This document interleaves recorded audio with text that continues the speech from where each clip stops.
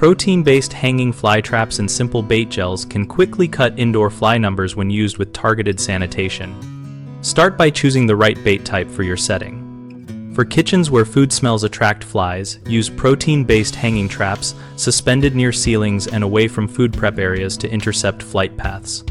For small commercial kitchens, consider ultraviolet light sticky traps mounted high and facing corridors to draw insects off work surfaces.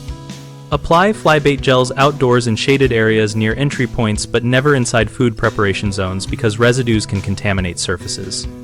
Improve kitchen-level sanitation by sealing garbage with tight lids, cleaning drains with enzyme products, and removing organic spills promptly to deny breeding sites. Keep an electric swatter handy for spot control of individual flies, but use it as a last resort so you do not disrupt other control measures. Common mistakes include placing hanging traps too close to food, which pulls flies into the work area, so move traps 3 to 5 feet away and position them over waste areas or entries.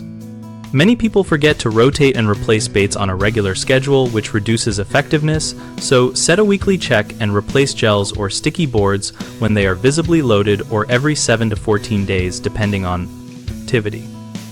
Using a single tactic alone is another frequent issue because flies breed outdoors as well as indoors, so pair indoor traps with outdoor baiting and strict sanitation to break the life cycle. BigHomeProjects.com helps homeowners find local contractors who can advise on integrated fly management and install professional-grade traps when needed. We also help contractors find projects and share a discussion community where both homeowners and pros exchange tips and product experiences.